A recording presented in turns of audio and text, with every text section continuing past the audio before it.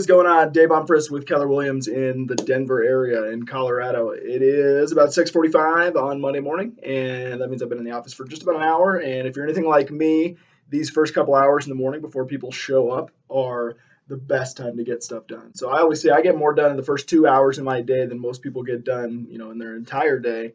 And some of that's just because that's when I work best. And so I recognize that, me staying up late and watching an extra show or getting a little work done at night isn't nearly as effective as me getting up early, getting some coffee in my stream, and getting to work. But I just found out the Starbucks in my parking lot is going to be closed for the next 2 weeks, and so I'm in trouble. I got to figure something out. Lots of times on Monday mornings, I'll make videos about stuff that went on over the weekend and then stuff that I learned and stuff that, we can apply to our business. And this weekend was no different. I spent all day yesterday loading up a 2-car garage in this house that we're selling this next week and moving all the stuff into a storage unit, which was miserable. And I learned a lot, and I made some notes and some reflection, and then one of them will kind of spin off into how it applies to our business in real estate. But the first one I learned is that I really suck at asking for help. And I've known that, and this is just a good reminder that, lots of times I just feel like I can do something myself and I don't want to bother somebody. Or, my wife and I move a lot. We probably move about once every 9 months or so. It's a problem. And so I feel like I've used them all up, and I'm like, I can't ask for somebody else to help.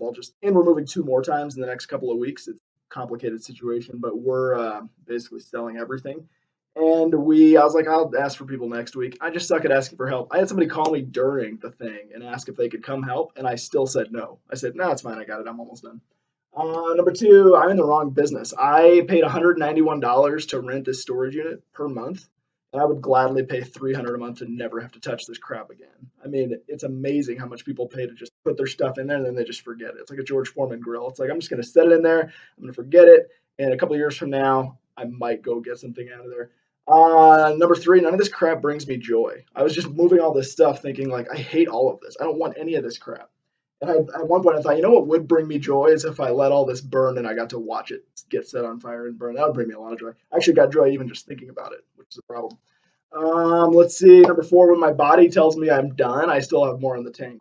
Keep pushing. Lots of times you think that you're at your limit. You think you're done. You think that's all you can handle.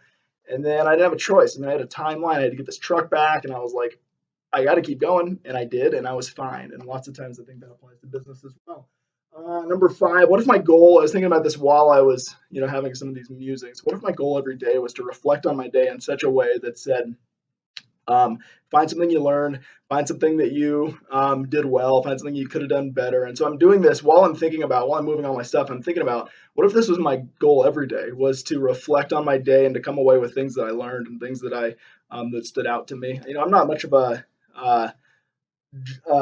past looking, introspective person. I'm very much a future looking visionary that likes to make progress forward. I don't reflect back a whole lot. And I was just thinking about that during, what if my goal every day was to reflect on some things that I learned that day? And the last one, the one that we're going to spin off on, the reason people are willing to keep paying for this convenience and keep paying for this storage is convenience. It's easy. I mean, they make it so easy for you to use their service. They give you a free truck. They give you the first month free. You can book it online. I mean, they make it so simple for you to use their services, and it's all about convenience. They ask, how can we make this easier or more convenient for people to use our services? And I think in our industry a whole lot, we kind of suck at that. Like, we don't do that great of a job of asking, how can we make this easier for you, for our consumer, for our client? We ask, we say, this is how it's done. This is how it's always been done. This is just how it is. And I think we look at a lot of the convenience in our industry coming in right now, and we kind of turn our nose up at them and say that's not how it's done. I mean, you're not going to succeed. How do you make money that way? I mean, you have to be a realtor member. You have to be an MLS member. All of this stuff that we say, like, this is just how it is. And then these companies come in and they disrupt and they create convenience in an inconvenient industry. And lots of times we, out of fear, tell them it won't work.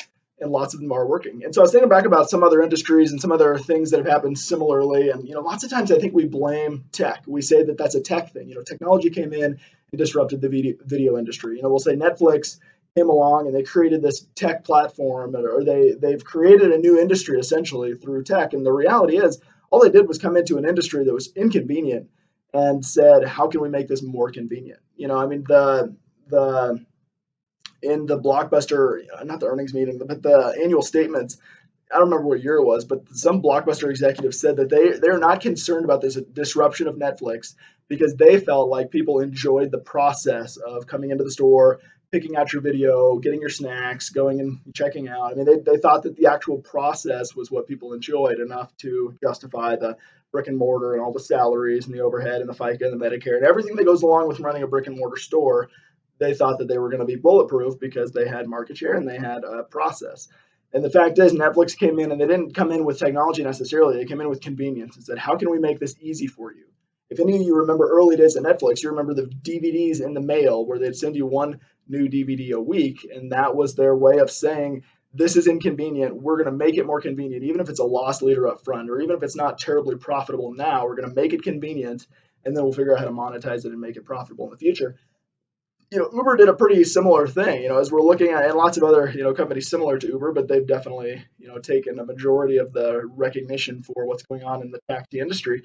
It was a heavily, I mean, it's almost like the mafia running the taxi cab companies in some cities where, I mean, it was impossible for somebody else to come in and get a taxi cab license for the most part.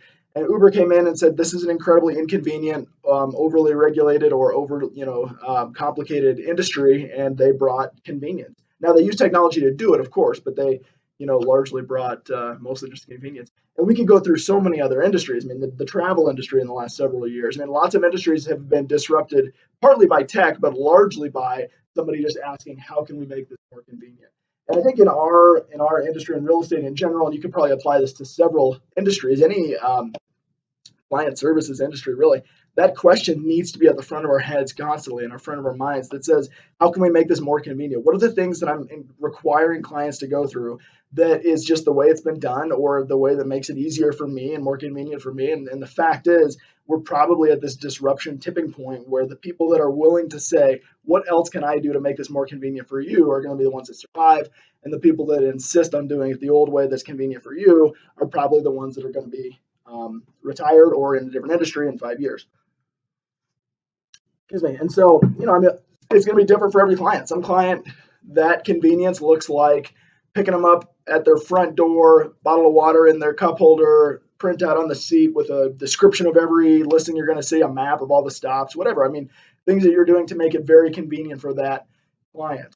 Different client convenience might be the cutting edge technology that allows them to get in and see what houses you're going to show them ahead of time, and take a virtual walkthrough through each one of them, and disregard, certain ones that don't meet their layout criteria, so that you're not wasting their time, or picking them up at the airport, or whatever it is. I mean, there's so many inconvenient things that we occasionally do for the right client. But maybe it's not a huge part of our business, and maybe we're not waking up every day necessarily saying, what else can I do to make this more and more and more convenient for you? For your sphere of influence, it might be staying up on on everything in the industry, from interest rates, tax laws, inventory levels, and trends that we're seeing, and being very educated and knowledgeable and the expert on the market, and communicating that to them in an effective way. Or it might be keeping your eye out for great opportunities, off market, upcoming deals, and helping them build wealth through real estate, or understanding some opportunities that you can help them step into, like owner occupied duplex, triplex, fourplexes that they can buy at the right time of the month with, as little as $15,000 down, and quickly build wealth through real estate. And there's lots of things that we can do to be knowledgeable about and understanding of, that would also bring convenience to them. I guarantee if you help 5 past clients, build wealth through real estate, through a crazy off market or upcoming deal, or through educating them through maybe learn about a couple of great investment strategies in real estate, and then you hold a dinner or something, and you take 10 top clients and you explain to them some of the opportunities that there are, and how you could work out some creative financing for this, and how they could create that wealth.